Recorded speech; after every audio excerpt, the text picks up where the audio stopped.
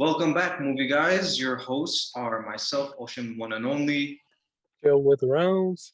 Jurassic, Mark. So, thank you all for tuning in again.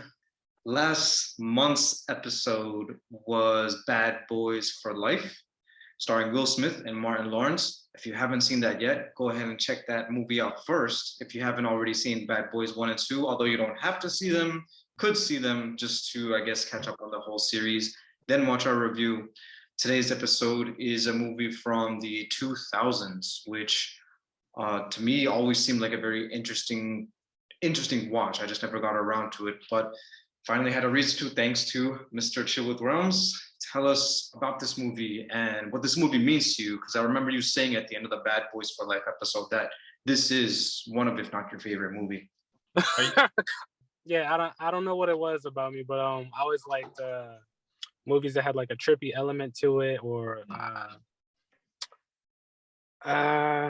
don't know how else to describe it any deeper, but the movie is essentially, he has a condition that he got from that was passed down from his father, where he can look at different memories and he's able to jump back into the past and alter things, and then jump back into where he originally was in the present time, and then it sends a ripple throughout time and changes different aspects. That's essentially the long and short of it. And speaking of trippy movies, I remember that the first movie you ever recommended on this podcast was a movie called Triangle, which I hadn't even heard about that movie beforehand.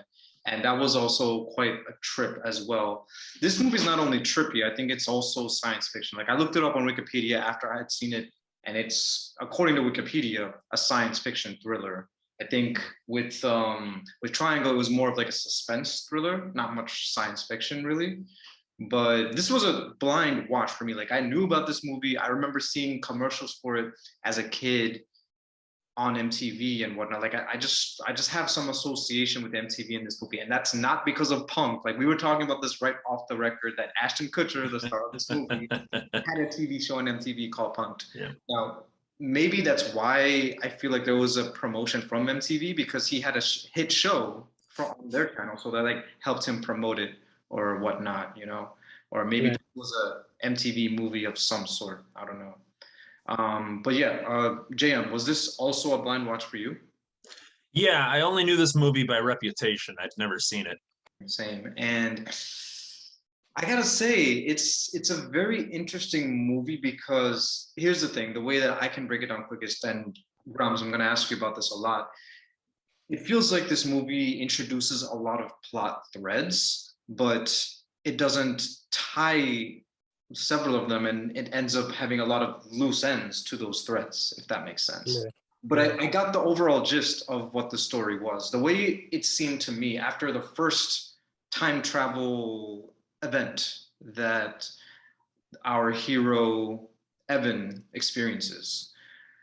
After that first one, I was thinking like, okay, so he has the ability to travel to the past and also change the future, or kind of like travel between not only time, but through alternate universes or parallel universes, because that's something that the doctor character, Dr. Redfield, had explained as well.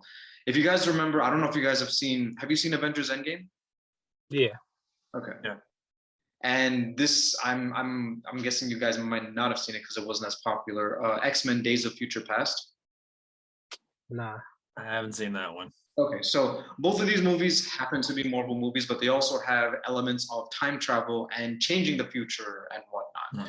So the way I was seeing this movie was, in the beginning, was it that he was changing his future, or was it that he was like kind of just going from one place to the other? Realms, how many times have you seen The Butterfly Effect? I want to say maybe 3 or 4 times, but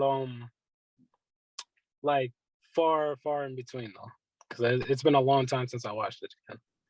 Part of the reason I'm asking is because I remember from past episodes that the three of us have done together, you had mentioned that you pick up on a lot of things after you watch a movie a second time. Like, you guys remember when we saw Shawshank Redemption, and Yeah. you had mentioned that there was this one scene, remember, where they were looking at the main character and they didn't show his shoes. That was just out of the camera. like the frame of the camera. So do you feel like after having seen this movie so many times that you have picked up on things on rewatches that you hadn't seen before? I wouldn't say so this time, since like all the times that I've watched it were like so far in between. I usually pick up more when I watch it like back to back in more recent time. Got it. Okay. Well, I guess I can get straight to like how I feel. I'm not going to give my score right away, but what I am going to say is that I would recommend this. The reviews, JM, you and I usually talk a lot about the Rotten Tomatoes reviews. We'll get to that in a second, but the reviews for this were not so great. However, as I'm talking about it, I'm still thinking about like how I fully feel about the movie, but I definitely want to see it again. Like I would definitely recommend it, and I definitely want to see it at least one more time. See, this is a movie that I think is good and I think it's well acted, but it has some elements that bother me personally. So I'm in the camp of saying this movie definitely has an audience, and I see why it appeals to, some folks, but it's got things in it that just aren't for me. And I'm sure we're going to get into spoiler territory. I don't know if you guys want to jump into that point, into that part of the review already, or if you want to just talk about something else. They got their warning now. Okay. So spoilers. All right. All right. I feel like the script went out of its way to be excessively dark when it didn't have to.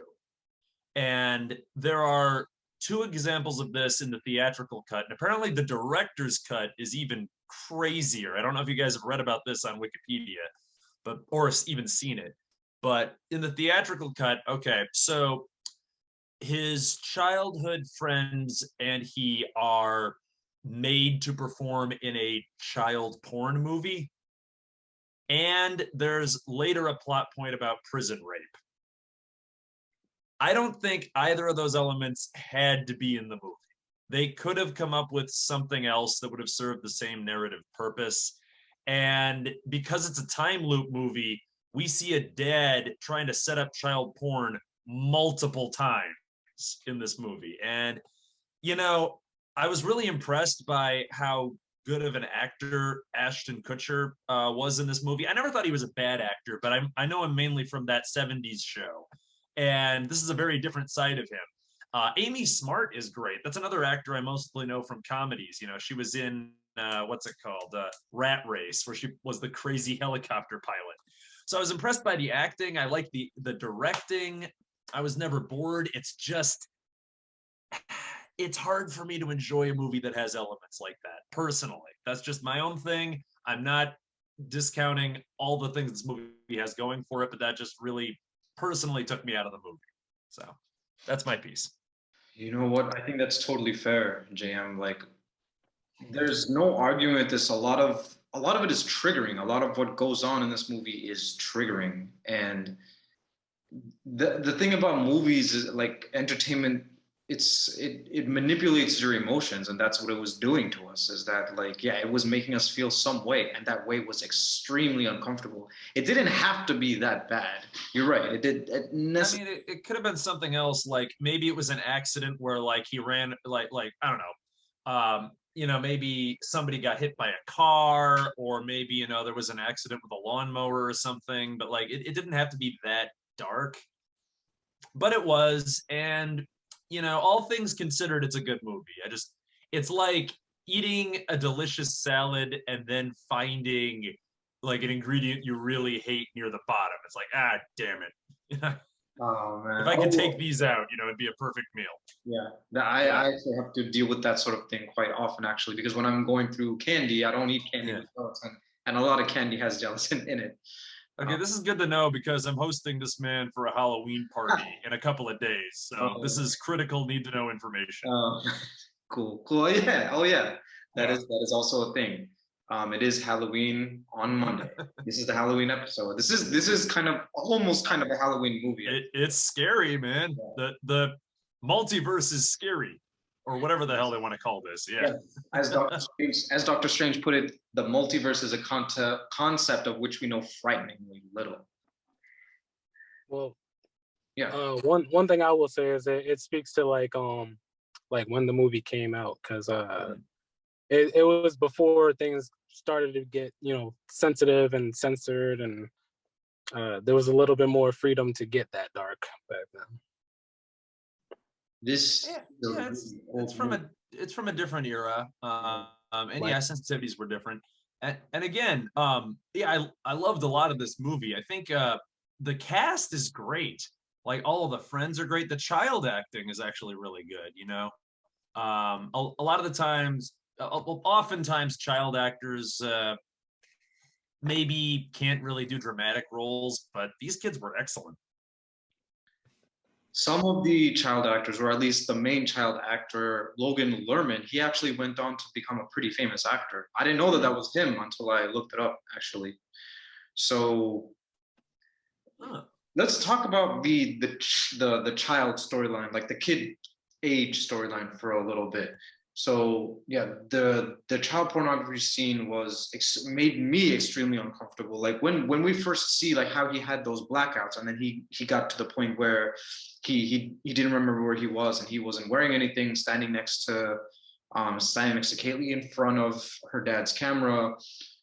The assumption was it was something terrible, probably worst case scenario. That was our assumption, and that was bad. But there were several other things that happened, like them killing a mother and a baby. That was also really, really horrific. So as far as the child storyline goes, there were several universes, like universe switches, where Tommy, the brother character, is kind of redeemed. And I wasn't sure what sort of angle they were coming at here, because the father was abusive, right? In one universe, Kaylee said that her father left her alone, but then abused Tommy. But in the first universe that we saw, Tommy was already, at a certain point, Evan described him as like he looked possessed or something. Like this was a really problematic child. He assaulted some guy at a movie theater and nothing really happened to him after that. From the damage that he did, I felt like he should have been to juvie starting then. And then we see that he tries to burn, and then in one universe successfully burns Evan's dog. That is some crazy, crazy stuff. I guess one thing that the movie is trying to teach is that like that people aren't born that way. If you get to them soon enough, they don't have to become serial killers. And serial killer just came out because for the past few weeks I was watching this TV show about Jeffrey Dahmer. I don't want to get into that. I'm just saying that like we saw from a very young age how the Tommy character was a really bad kid, a really, really bad kid who didn't really, at least in the beginning, face that many consequences. But there is one question, and I guess Rose, this is a question that I have for you in general about the child storyline too. Actually, let me get to the first one. When Evan jumped to the point right before he discovers that Tommy's about to burn his dog, he hands Lenny a shard and says, "Cut the rope," but he doesn't do that. Why not? There was nothing that indicated that there was something wrong with Lenny, was there? Or like was I think Lenny was like, he was more naturally a troubled kid at that time, and so yes, he was told to cut the rope, but as things progress, Lenny, he doesn't know what's actually about to happen. Only the main character knew what was about to happen. So when it actually unfolded, he basically improvised in what he felt was right at that time. But what he did was murder. Well, like what like honestly, I honestly don't understand why he did it, because you can see at that point like he was about to let the dog go. So it's like, but well, the only speculation I can have on is that the actor, the one that was the bully, he may have tormented Lenny previously beforehand to where he was affected in that way, and he saw red and just reacted. yeah. had Lenny also blown up the mailbox in that timeline? Because if so, the same kid would have put him up to it. So maybe he had a grudge. Yeah. Yeah. One thing in this watch that I had a question about, he jumps back in time to the point where the father's got them on camera and everything. He says the shit that he says, and then they were like, "Oh, it's like he saved it all for the son." Like they had a timeline where they jumped forward, and then he was like, he was released from somewhere, and then he was looking for him to try to kill him, right? Mhm. So he ends up jumping back in time again to that point right before where Lenny's about to kill him. I didn't understand why like nothing had changed, like from the point of they were where they were children up to that point, because he never went back and reversed that. Like he went back to the dog portion. It's like I felt like since he was jumping not as far back in time, then the situation where he said the thing to the father and then he saved it all for the son, I feel like it should have affected him in some way leading up to that point, to where the situation with the dog, like him being worse or better or something. I don't know. Mm. But it was exactly the same, and he just changed. He gave Lenny the shard. Maybe, yeah, maybe he didn't have any other journals at the time, or was that the universe where he had all the journals? Because in some of them, he didn't have all of them, so he could only time travel to other parts of his life and not all of them. Maybe that makes a lot more sense to what you were saying, where he's maybe just jumping into different universes or alternate universes. But if it was the same timeline, I just felt like what he had done further back should have affected up to that point, to the situation with the dog in some way. Honestly, I do think it is a mixture of time traveling and universe traveling, or yeah, or multiverse traversing. I don't know what to call it, because in the beginning of the movie, we see him with a knife in his hand, and then he loses his memory. Right. And then we see him when he's crippled, right? His hands are blown off, and he's trying to time travel, but then he's interrupted. But that's a different universe. If that scene was meant to be a scene from the original universe, meaning the universe that this movie opened up with, and then he's already in an alternate universe where he doesn't have arms, and he's time traveling to that one, then he is visiting different universes in some case, and then he ends up in the same one sometime, yet still retaining one memory throughout them, because he doesn't ever fully regain the memories. Like for the first time jump, for example, when he stops Kaylee's pedophile father from making that child porn at the time. And then she ends up in a sorority, they go to college together, and he's also in a fraternity and whatnot. He ends up killing Tommy, and he goes to jail because of that. But he doesn't remember, aside from like the time jump and what he did to change the universe. He doesn't like once he wakes up, once his previous consciousness wakes up in the new universe, he doesn't remember any of his native universe's memories. Is that making sense? I don't know if I'm explaining it well enough. I think he did remember it all though, because the doctor was saying like it jammed more memories into his mind, like, and that's why it was showing worse results in his Oh skull. yeah. Yeah, there was a point in time where, like, during some hazing during the fraternity scene, where he kind of snaps at a recruit. Yeah, I guess that was the native him coming out, and Yeah. the original him was like kind of fusing, and he saw like, oh, that's how I am here, but he doesn't want to be like that, so he gives up and goes away. Okay. Speaking of, I think that's one of the best things about Cushton's performance here. Every version of himself has a slightly different personality. Because, frat guy Evan, is a drill sergeant who doesn't seem to take his studies that seriously. Whereas I remember there was another version of Evan that was just absurdly jumpy. Like he was sitting in a wheelchair and he was just bouncing up and down the whole time, and then he just jumped up and ran out. And it seems to fit the themes of the movie, because like you were saying, the movie seems to be saying that our personalities are never purely the product of nature. They're the product of our upbringings and things that have happened to us. So it makes sense that as he's had different life experiences, his personality is going to change. Yeah, his personal. I mean, yeah, it's nature versus nurture, right? Yeah, exactly. Because of the butterfly effect, one event or one moment in time changing everything, his life changes. So his personality changes. He changes as a Yeah. person. He grows up to be someone else entirely. Yeah. So yeah, I there were other yeah, I think this was a huge breakthrough for Ashton Kutcher in my opinion, because I know him mostly as a comedy guy. I didn't see that 70s show that much, but I did see a lot of Punk'd on MTV. And I can't remember any other movie of his where he's known for this sort of serious drama sort of thing.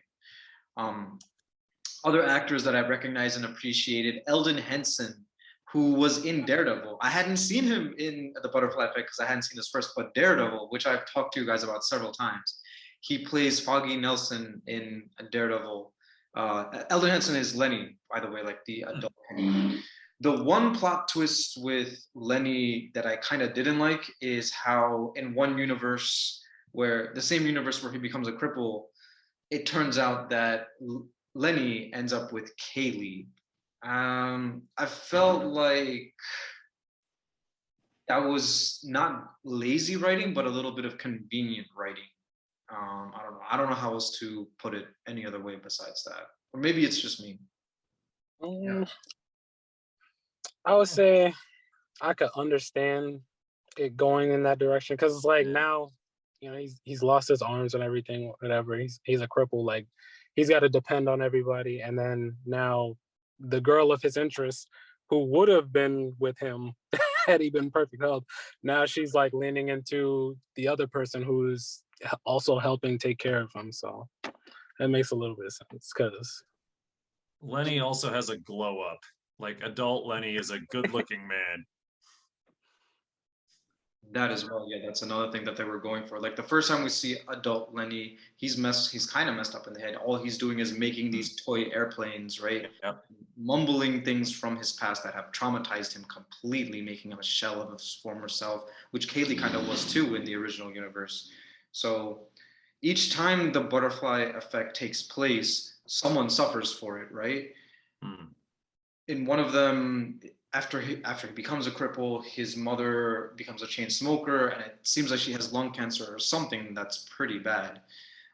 At a certain point, like we see that the love of his life is Kaylee, and he wants to protect her at all costs. So the very last time that he jumps to, I think, the first time that they meet, and he says, "I hate you." He says something really edgy to make her like scared, and I guess they move away after that. Like her family moves away after that, Kaylee's family. But how does that solve the problem of her father being a pedophile and abusive?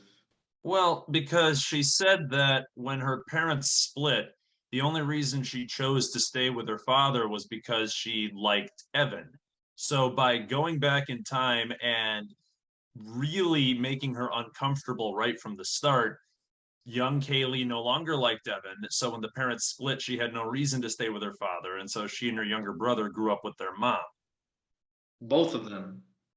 Yeah, I guess younger brother went along for the ride. That bit wasn't really explained, but then again, younger brother always seemed to have maybe an unhealthy fixation on his big sister, so he probably did whatever she did.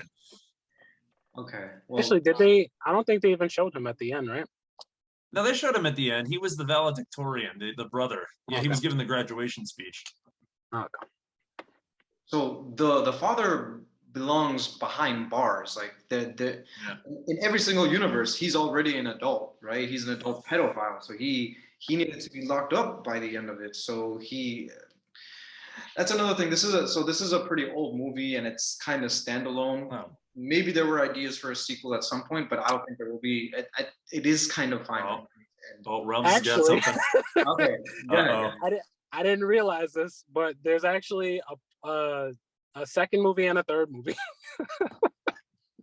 I never knew until I went to look for it on YouTube to watch the first movie. Yeah, it's none of the same actors in each of the different movies though. But I didn't get a chance to watch any of them. But from what I saw, like quick glance, people like the third movie more than they like the second movie. Interesting. Yeah, I didn't know this was a triple. This might also be a good time to talk about the alternative endings because, like, there are some doozies on Wikipedia. Oh no. So, all right. According to this, the director's cut ends with Evan going back to his birth and strangling himself in the womb with his umbilical cord. I'm not kidding. That's what it says on Wikipedia. Like the quote is, okay, Evan makes a desperate attempt to change the timeline by watching a family video which shows his mother just before she was about to give birth to Evan. Evan travels back to that moment and strangles himself in the womb with his umbilical cord so as to prevent the multi-generational curse from continuing. Consistent with an added scene where a psychic palm reader tells Evan, "You have no lifeline," and that he does not belong to this world. God Holy damn. shit. And then, like, if you go further down, it said they like there were three endings that were shot. Like, there's the one that we saw, and then there's one where Evan and Kaylee cross paths and they stop, and then Evan asks her out for coffee, and that's how the movie ends. And then there's one where they meet each other on the sidewalk, but this time Kaylee keeps walking, but Evan turns around and follows her, and that's how the movie ends. But yeah, this is all coming from Wikipedia, so yeah. Those are some different climaxes, I'd have to say. Only one of those alternate endings got filmed and put into, I guess, the director's cut as an alternate ending, right? Well, okay, so Wikipedia says there were 3 different endings that were shot for the film. It also says there's a director's cut with the umbilical cord ending. So I don't know. Does that mean there are like 4 endings? I guess we're gonna have to do some research and like tag our findings in in the video, or like put those in the comments section. Got you. Wow. I didn't. Yeah, I was reading on Wikipedia too. I didn't notice that it was multiple endings, like more than 2 that were. Yeah. It's like Clue the movie, like that mystery movie that was released in theaters with like 3 different endings on purpose. Oh my God. Like a video game. My goodness. Okay. Yeah. I believe that the director's cut has only one of those endings. Again, this was a blind watch for me, and I hadn't seen the director's cut before this review, only the theatrical cut. So I think only one of those alternative endings was like, I guess a canon ending. I don't know. From what it looked like, it was different characters experiencing it. Okay. And I think the third one took more of like a horror film approach. Okay, not for me then. Oh my God. But either way, though, this movie I think was interesting enough that, like, even though the reviews for it were pretty bad, it was decent enough at the box office that, like, they could have made another sequel with Ashton Kutcher, but they didn't. And I wonder if maybe one day they still could, just to like reignite interest in a movie. The Karate Kid series, there are several movies there, but for a long time the franchise was dormant until they came out with Cobra Kai. And now there's this huge renewed interest for the franchise. So I think they could do something like that with the Butterfly Effect if they want to, or they could just leave it alone as a standalone movie in and of itself. Another thing with the father character is that, like, I remember when he time jumped to see why his father tried to kill him, his father mentioned something about like how if he tries to advise him, he's going to end up trying to kill his mother, if I heard him correctly. But he either he was making that up, or well, what happened? No. If I'm thinking about it correctly, I think he was just saying if he kept time jumping, he could end up accidentally killing his own mother with the changes that he made. Oh, okay. And I suppose it's possible, like with the scene where he tries to kill himself, like kill himself in the womb when his mom was pregnant with him. Although that doesn't happen in the alternate ending. I don't think. That doesn't happen in the theatrical cut. That's in the director's cut, which I just looked it up on YouTube, and yeah, they shot that. Like, if you go on YouTube, just search the Butterfly Effect umbilical cord. Like, there's a scene of a baby strangling himself with his own umbilical cord on YouTube. Jesus Christ. Wow. All right. But yeah, that's the director's cut. Holy shit. Ooh. Oh man. Okay. Ooh. Well, Yeah, but I can still appreciate this movie for what it is. I'm glad that I definitely saw it because I've been curious about it for such a long time, and now I finally got around to seeing it. And like I said in the beginning, I would definitely want to watch it again. So yeah, in conclusion, I think it teaches a few certain things. Is that, like, time travel is dangerous. Not that we know anybody who can actually time travel, or if time travel is actually real, but trying to stop things from happening can cause it to happen. Like, if you try to go back to the past and you try to stop an event from happening, you might be the reason, like, you might be the cause of it or something, because there were several universes where Kaylee ended up dying indirectly by Evan, and he feels enormous guilt for it. And every time he tries to time travel, someone else's life changes, usually for the worst, because of it. Yo, the crazy thing about it is, like, him meeting them was what fucked up everybody's life. Yeah, Essentially, that's bleak. Like, if these like, right kids there, never knew you, they'd be okay. right? That's Oh, wild. oh. And I wish I had seen some theory videos about this after I had watched it. But I didn't yet, and I definitely will, maybe after the second watching. Yeah. But yeah, I'm trying to think if there's anything else, or I guess, yeah, the other lesson that this might be teaching is that, like, um evil stems in people from the beginning. Nobody is born evil, but it's within your environment that you become evil. And it's never an excuse. Being like, a traumatic past is never an excuse for being evil. Like, Evan ended up killing Tommy in one universe because Tommy argued, like, tried to kill him and did horrendous things in a previous universe as well. So but then he goes to jail for it. But I don't think, like, he was in shock after what he had just done, and he's really, like, he wasn't really there. He wasn't really fit for prison life. There was that person Carlos, like the Christian dude who was his cellmate, who, like, sometimes he would be time jumping just to prove to people that he can. Like, there was this one time where he time jumps just to stab himself and get, like, these scars on his palms to prove to Carlos, his roommate, that he's biblical or something. Because, yeah, I think that's what it was. Like, that's how he got his protection from Carlos. The scene with Carlos, I thought, was a little strange because that's the one occasion where he changes the past, but it doesn't affect his present all that much, except to give him scars. Like, he Yeah. still ends up in jail. So Yeah. I guess that's not that big of a deal in the grand scheme of things, just like stabbing himself in the past. Yeah. At first, I thought that might be a logical inconsistency, but maybe it just honestly wasn't that formative of an event in his childhood, you know?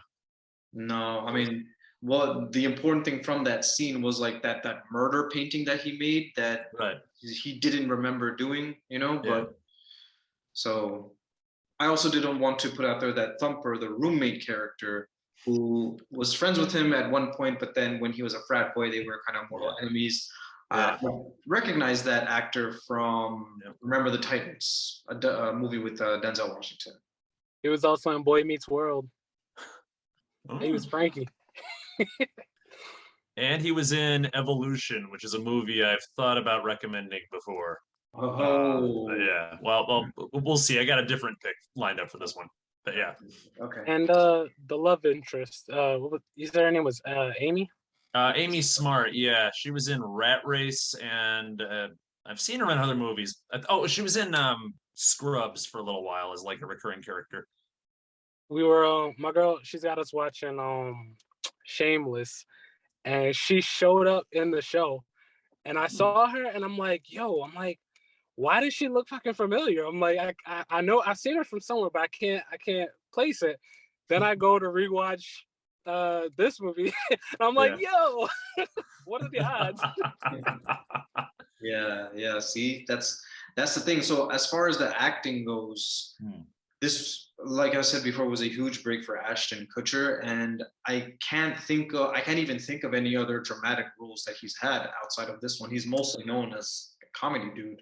he did play Steve Jobs in a biopic, but I haven't seen that movie. I hadn't seen that either. Also didn't hear that much about it, and that's one of two Steve Jobs movies, I think. So yeah, there was one with Michael Fassbender too. Yeah, exactly. There you go. But one of the highlights of this movie is definitely him carrying it for sure. Then Realms, you go with the score first. Okay. Like in terms of ranking, like with a lot of my other favorite movies, I would give it a 6. But like for specific type of people, it can be a 10.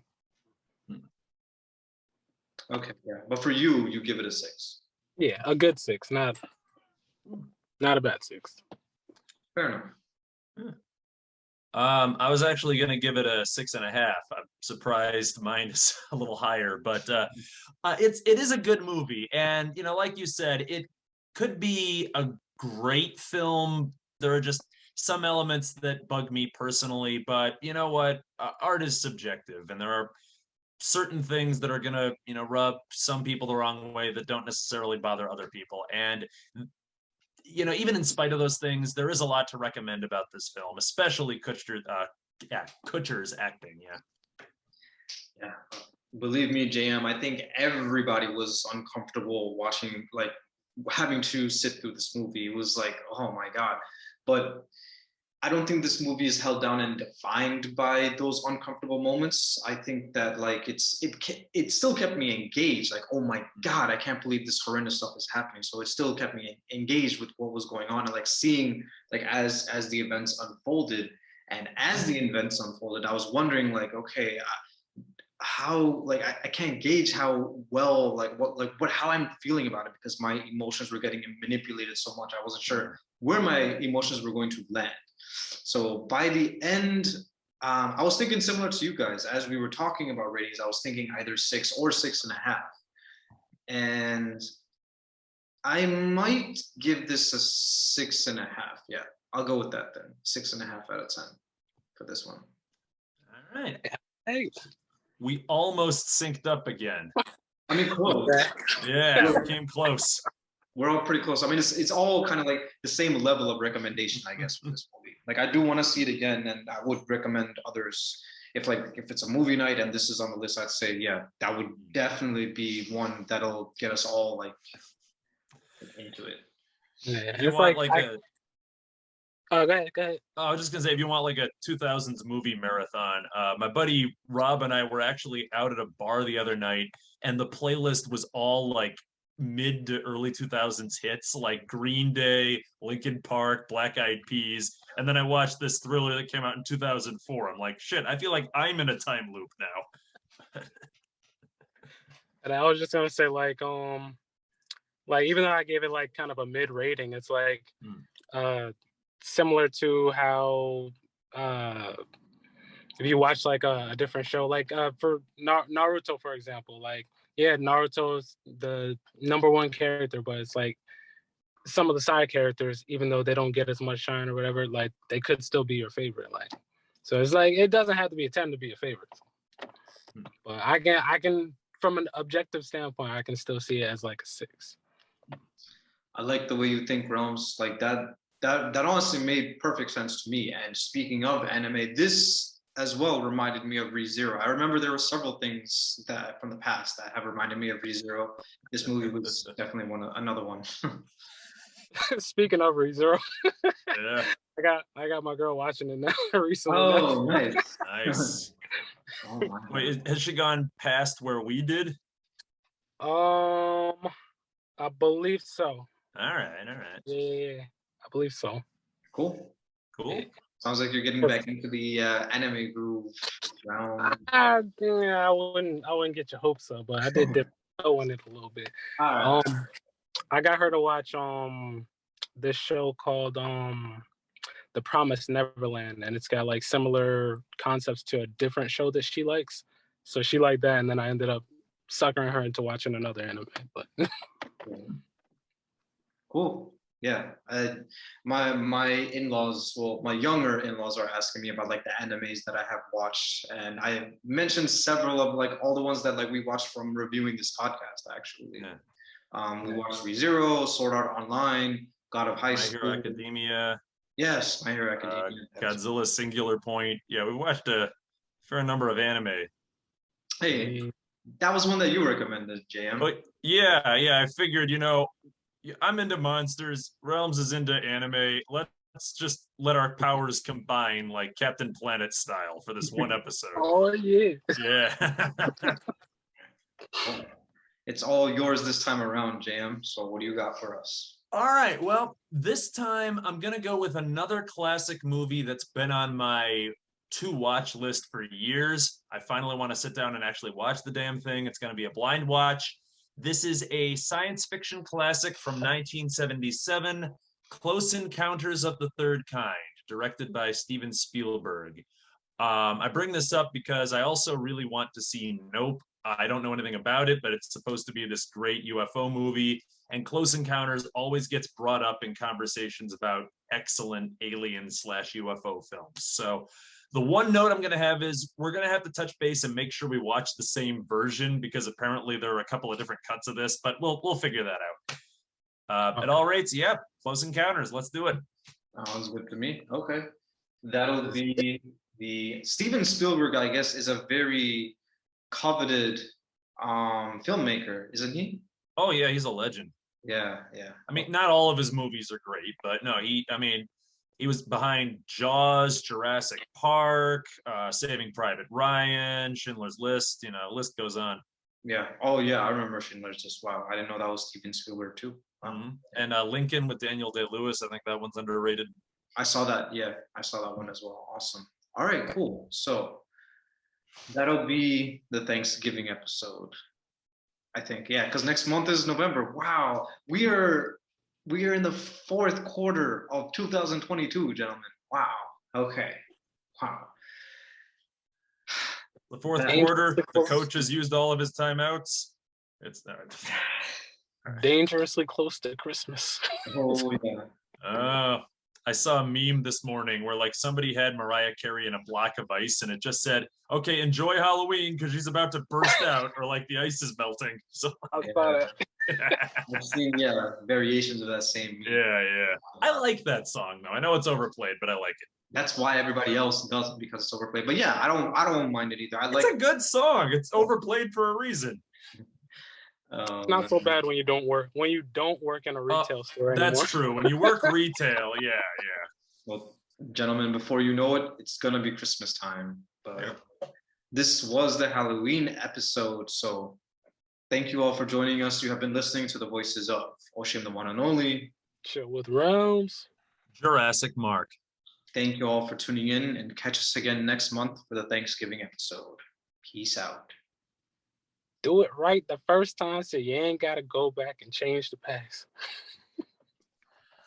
I never want to hear about any umbilical cord related mishaps ever again.